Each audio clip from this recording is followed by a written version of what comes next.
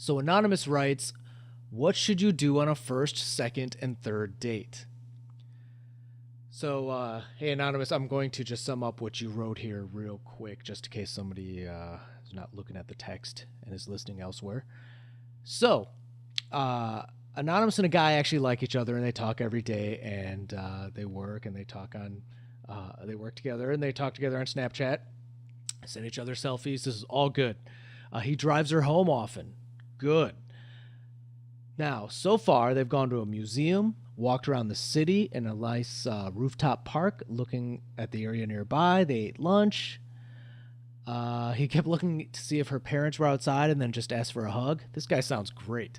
For the second date, you guys are going to a drive-in theater, and you think you guys are probably going to kiss. And now you're wondering, where should you go on the third?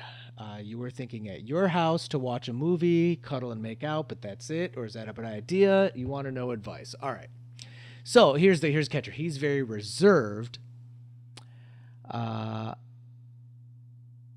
right. So I got you, Anonymous. So this is a great situation to be in. First of all, I've got to credit you. Now, I actually don't know if you're a guy or a girl. Did you mention that in here? Anyway, so if you are a girl, I have to totally credit you for taking the lead on a lot of this, and figuring out where these dates are, and not just laying back and leaving it up to him. I know a lot of girls would be happy. It'd be great if a guy did take the lead and do all these things. And I would probably, if I were advising him, that's what I'd probably advise him to do, is to tell you not to worry about it and plan things out. But it sounds like this guy's very reserved, and he sounds great. I mean, he sounds like one of those genuinely nice guys, not those weird passive aggressive nice guys, right? It sounds like he's just a nice reserved guy. He sounds cool. All right. So anyways, and if you're a guy, that's cool. You sounds like you're the dominant one, and you're planning out the dates. So either way, these are great first two dates, and a great situation you're in. Just reading this, I like the both of you quite a bit, actually. All right, so here are some date ideas. Now, you went to the museum and you walked around the city on your first date. I love that. That's a great date. That's totally something I would do. I love that type of stuff. Now, drive-in theater. It's good. You're not really going to get to talk, but you'll get to hang out and cuddle and stuff. Now, your house and watch a movie for a cuddle and make out sounds awesome, and it's probably a pretty good progression. So I guess the question I have for you is, is he coming up with ideas, or are you really taking the lead on all of these? Because another date idea, here's a couple ones that I've tried that have worked great. One is geocaching, which is just crazy fun. You have to Google geocaching. It's basically a scavenger hunt using GPS. It's basically playing Pokemon Go, but with like real stuff that you find that people put all over the place. It's pretty cool. Now, that was a great first date idea. And I would actually now, listening to their first and second dates, I would hold that off, keep that in your back pocket to see if it goes to maybe a sixth or a seventh date.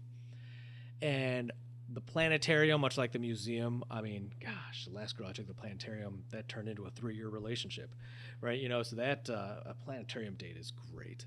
But again, you can save that. So I am going to go ahead and say that staying at your house and watching a movie to cuddle and make out is a great third date. But here's why. If this works out, and this guy sounds great, and it sounds like it might actually work out to at least 7 to 10 dates, maybe a month or two, then, the house in a movie is most guys' favorite go-to. God, we love that.